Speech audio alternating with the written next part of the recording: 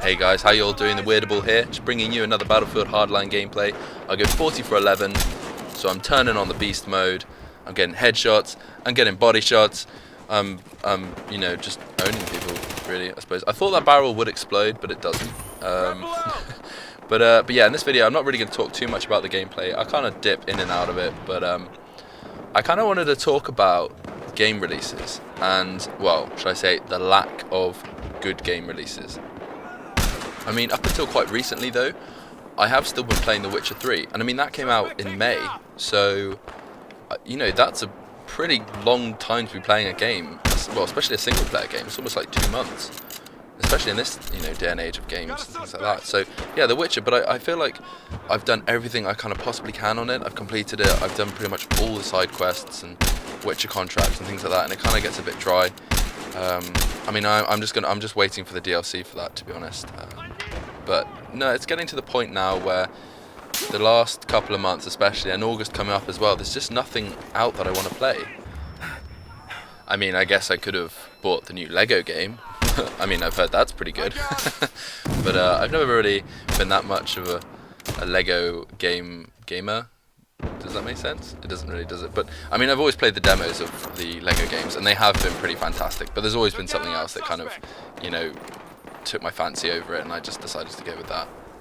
There was also Batman Arkham Knight that came out in June, but to be honest, I don't know. I heard sort of mixed reviews on it, and after talking to one of my buddies, Solid Foozle, he's actually done some gameplays of it and some commentaries, so you can go and check out his channel. Actually, I'll leave that a little link in the bottom. But yeah, he kind of was saying that it is good, but it gets kind of a little bit repetitive, and that's the last thing you want in a game. So, and also, seeing as I was playing The Witcher, I didn't really have any need to kind of play it, so I kind of feel like I've maybe missed that boat. That ship has sailed for me. The excitement and anticipation of that game is kind of gone. So, you know, I might pick it up again one day. You know, you never know.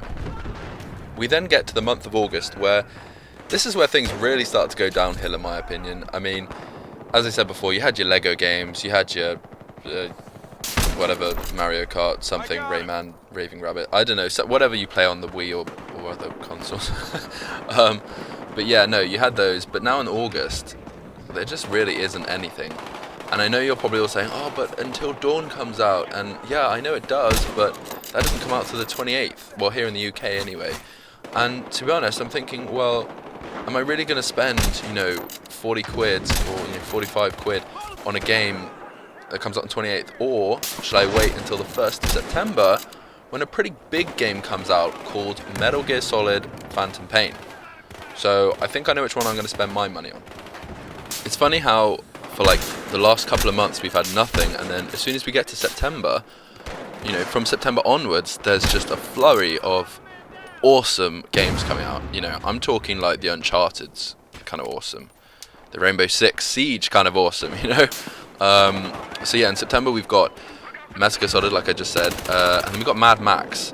Now, Mad Max is a game which kind of, I thought when I first heard about it, I thought obviously because the film that's come out and things like that, I thought, oh, you know, it's going to be a pretty rubbish kind of film tie-in movie game kind of thing, which they usually do kind of suck. But when I watched some gameplay of it at E3 and things like that, I thought, wow, it actually looked pretty cool. And the developer, Warner Brothers, I think it's Warner Brothers, kind of the same as the film studio. Well, they made the Shadow of Mordor game, which I absolutely loved. I thought it was such a good game. And after watching some gameplay of it, I thought it looked sweet. You know, the fact that it's really all open world. You can customize your car, drive about. You shoot kind of bandits in the face, and you know, and you can discover locations. And I thought, you know what? What else do you want? It is a little bit annoying in the fact that I kind of would just like to try it. If there's like a demo or something that's coming out, I'd love to play that. Because I'm not sure. You know, you never know with these type of games how long they're going to be, and seeing as there's so many great games coming out in the next couple of months, I kind of just want to save my money for games that I know are going to be really good and that are going to last the longest, and I'm going to get the most bang for my buck, you know what I mean? So no, I'm going to have to wait on that one and see how it turns out. We've also got in September the You know, the old sport games, the FIFAs, the PES, the 2K, you know, all of that kind of stuff. Which is great if you're into sport games, but I'm more of a kind of shoot someone in the face, climb this mountain type game person. I mean, even though I'm not into sort of sport games, I have heard that I'm just going to call it PES. I can't even say Pro Evolution Soccer. Yeah, PES is coming up in a big way, and people are kind of, you know, I know it won't take over FIFA. Here I am saying I wasn't going to talk about sport games, but I am. You know, it's not going to take over FIFA, but it's definitely come leaps and bounds in terms of, you know, gameplay and the teams that they've got on there and stuff like that. But yeah, no, that's going to be interesting to follow, see how, because I've always actually been thinking back to it when I had my PSP. I did actually used to love playing PES on that, and I have actually always been a bit of a PES fan. You know, I like to go against the crowd, whatever. Also coming out in September is the new Destiny big DLC, the Taken King. I won't get into it too much. Wait, can I just say this is an awesome shot. How great was that? I don't usually like to blow my own trumpet. That was pretty damn sweet. I gave myself a pat on the back for that one. Anyway, yeah, Destiny, the Taken King is coming out. Big DLC for Destiny. I absolutely loved Destiny when it came out, and I played it non-stop for ages. It seemed like, you know, I got up to all the light levels. I did all of that until I got to the Vault of Glass. Now, the only trouble I had with the Vault of Glass is I was never able to actually do it. Now, call me old-fashioned or a bit of a loner or something, but I didn't have enough friends who played Destiny that were at the right level and wanted to sort of go and do the Vault of Glass. So that kind of left me a bit unstuck, and I still to this day have never actually played it. And I was always so angry. I was like, why have they never just implemented a matchmaking system so you can just, it's almost like a, you know, an online lobby where you join and you go and do the Vault of Glass together? Because it sucks, you know, I never got to do that, and that was one of the biggest things I was excited for. So I kind of feel like it kind of cheated me a little bit, or kind of, I don't know, took something away from me. I don't know, there's probably some kind of like really deep psychological meaning to all of this for me, but I don't want to get into that.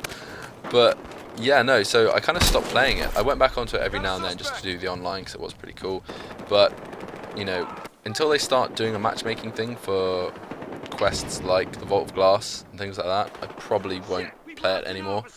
So that's kind of disappointing. I really feel like they could have done something really, really great with that game, and in a funny sort of way, I kind of wish they just, like Bungie just did it like old-fashioned Halo, where they just had single player and then you had your online multiplayer, because that would have been awesome.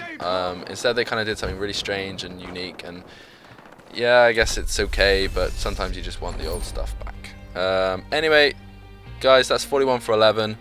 Hope you enjoyed the video. Hope I didn't sort of ramble on too much. But if you liked it, give it a like. If you disliked it, give it a dislike. And yeah, I'll see you guys later.